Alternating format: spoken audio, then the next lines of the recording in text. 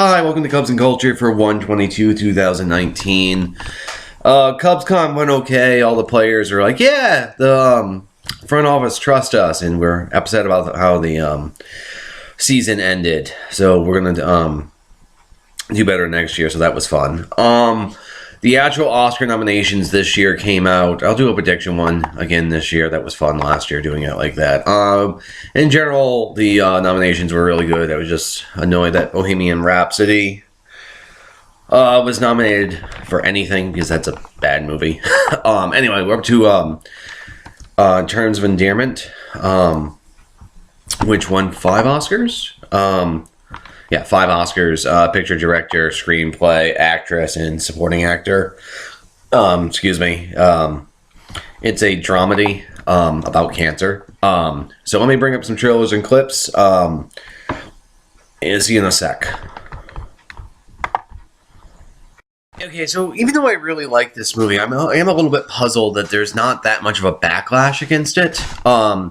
Because it seems like other films of this type have backlashes against it, because it's very much a domestic dramedy. It's centered on a mother-daughter relationship, and it's basically the mother and daughter dealing with 2 different crises. The mother's dealing with growing older, and specifically a romantic relationship she forms with Garrett, who is an astronaut, played brilliantly by Jack Nicholson, and then the daughter, Emma, is played by Deborah Wigner, and she's dealing with her marriage and early life trouble and infidelity on both sides, and then eventually she gets cancer, and spoiler, she dies. In any case, it's a very touching movie in the end, because of the smartness of the script, and also the acting in this film is absolutely wonderful. From everyone involved, because Shirley MacLaine and Deborah Wagner they're very good as the mother and daughter, and then John Lithgow gives a very good touching performance as the man that she has an affair with, and then Jeff Daniels is absolutely great as Flip, who is her husband, and Jack Nicholson is Jack Nicholson. In any case, the reason why I think why there shouldn't be backlash is it's such a, for lack of a better term, feminine film, and usually when feminine films wins, like Shakespeare in Love or Titanic or Ordinary People, there's a shit ton of backlash and immediately goes on the sort of worst Best Picture winners. But with that being said, this particular film seems to have escaped that tendency, which makes me happy. In any case, I really like this film. The thing I'm going to focus on in sort of the review is sort of how it is sort of effortlessly cinematic, even though it's mostly a domestic dramedy. Then also how they manage to... Because the movie ends with the main character, one of the main characters dying of cancer. And this was back in the 80s, and cancer was worse than it is today, even though, like, today, cancer is not that great, obviously. And dealing with it, sort of the tonal thing. And then there's this, really this, like, how do you deal with that? Where you keep a movie that's you keep the dramedy tone going when you're dealing with cancer, because it's mostly sort of the life-affirming stuff between a mother and daughter and dealing with men. And it's all sort of amazing that Brooks, who's the writer and director, kept that tone going. So that's what I'm going to focus on when I'm doing the reviews. Because that would be really... it's really good work. The other thing the movie I think does particularly well is it tells in terms of its time period. Like it tells the story, I guess, would take place over, I don't know, 10-year period, because it mostly starts right when they get married. When Flip and Emma get married, and then it goes into her death, but her kids are like 9 at that point. Obviously, when she was married, she wasn't, well, not obviously. When she got married, she wasn't pregnant. So it's at least a 9-year time frame, and it's really interesting in terms of its like editing scheme and its screenplay. They managed to keep the exposition around the time change keep going. And the other thing that's a little bit interesting about this film is I haven't talked about this in a while, is a lot of people think the Oscars are leftist, and this movie I think sort of speaks against that. It's not, because this movie is actually in a weird sort of way a little bit culturally conservative. I don't know how far the writer is supposed to take this, but she dies of cancer after she has an affair, and you can kind of read that subtext as trying to punish her for her sexuality. I don't think that's entirely fair, but it's a possible reading. Anyway, this scene right here is actually the opening of the movie, and I'm showing it because it sort of sets the dynamic between the mother and the daughter really well, because Shirley MacLaine's going to come in here because she's so worried about the kid being alive that she's sort of a nervous Nelly, and she's going to pinch her to make her cry, to make it make sure she's alive, basically. Excuse me. Which is both sort of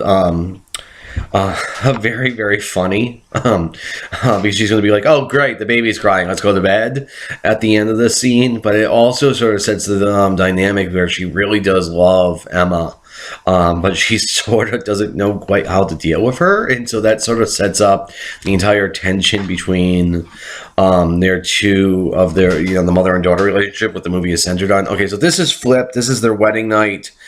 I'm specifically showing it because it has my sweet ass gal as a line, which is a very touching but it's also slightly vulgar term of endearment, if I could use the pun. But the other reason why I'm showing it is this line right here, where he's going to flip over her wedding dress, and she's going to say, "Here comes the bride," and that's an oral sex joke.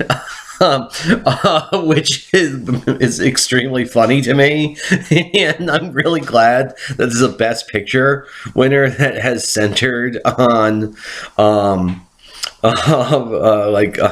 the first sex scene in this movie is all about female pleasure. Like, that's sort of amazing that it's in there. There's a line, and that sort of crass vulgarity goes through the film, and there's a lot of jokes like that that feel, which are, one, funny, but two, feel very realistic. Okay, so this scene right here is where I'm talking about the time jump. They're kind of having a fight, and then it dissolves here into her mother, played by Shirley MacLaine, having a conversation, and the film has actually jumped about 10 and then maybe about 2-3 years, maybe a little bit longer. But there's no title card. There's nothing to let you know, other than the fact that there's going to be her son, the kid that was just sitting on the step. He's going to come down these stairs in a second, and he's much older, and it sort of effortlessly tells you sort of the time frame, and then it sort of gives the impression that they have been having daily conversations every single day, and it feels very real to me how this conversation plays out, because she has to ask for money here, and I really enjoy the two performances. They really have a great chemistry together. There's something about the MacLaine and Wigner where it feels very much like mother and daughter to me, and I like how like, they're not showy performances for the most part. They feel very, very real. And it somehow, this conversation ends up being both sort of dramatic, but she needs the money, but also sort of funny, because she is getting yelled at about her being pregnant again, and she's obviously much more pregnant than she's letting her mother know, because she's further along than what she just implied, and it has that sort of awkwardness to it, that's very, very humorous and human to me. And then, of course, moving on to sort of the political stuff, you can see that there's sort of a reaction. That's what I meant by the boy coming down the stairs, and that's the same kid. So it's been 3 years. And then you don't, but it's very well done. It's very subtly done.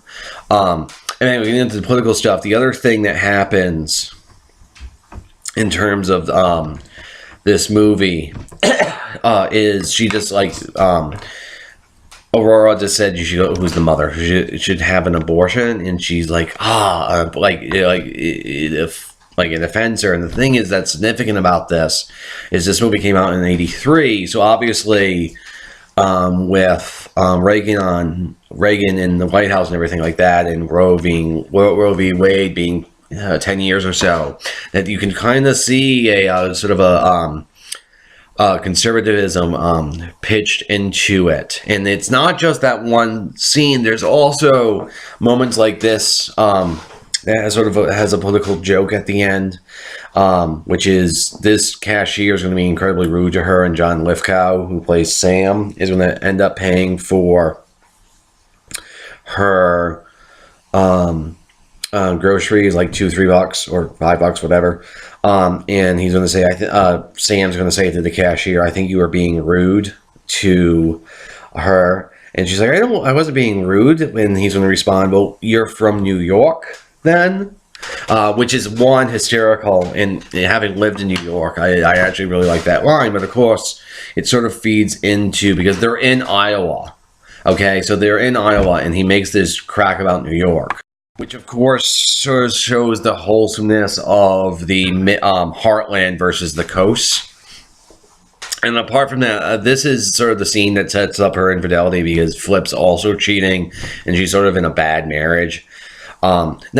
She's in a not great marriage, might be a better way of putting it. And so it feels very realistic to me. And then also in terms of like the writing, Tommy, who's the older one, is her problem child, and you absolutely know that, given how it's directed. So a lot of the things, this movie does a really good job of getting a shit ton of information out very quickly. So you understand that the little one is probably her favorite, or at least not her problem child, because the older one demanded that you have a candy bar and everything like that, and the other one just gives it back. There's the line about New York, and it feels very sort of populist to pick on New York in that way. Okay, so then it's further along, and I'm showing the scene to also say there's the abortion thing coming up, and her being disgusted by it subtly. And then also she's in New York City here again, and she's sort of a Midwest, and she's originally from Texas, but she's a Midwest kind of gal. And the movie is all putting on the stereotyping. You're supposed to sympathize with her. So there's sort of a conservative backlash, and you sort of see the heartland versus the coastal thing in this movie. It's not the main point, but it's absolutely there.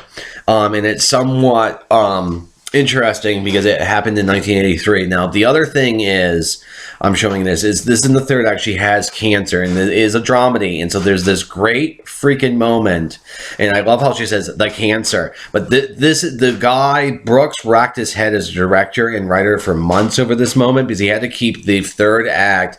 He needed a big joke in the third act, and he ended up using a spit take, which is absolutely hysterical to me that he used a spit take, because it's such a basic story element, but it absolutely works in context, and it's absolutely hysterical. Okay, so this scene right here is why McClane won the Oscar, and also the most famous scene in the movie, which is sort of why I'm showing it. But the other thing I like about it is it's not a funny scene in the same sort of sense of you laugh at it, but there's a tragic comic tone to this film, and this scene right here I think is a very tragic comic thing, because she is so desperate to get her daughter out of pain that, you have to kind of cry so you don't laugh, and you kind of have to laugh so you don't cry.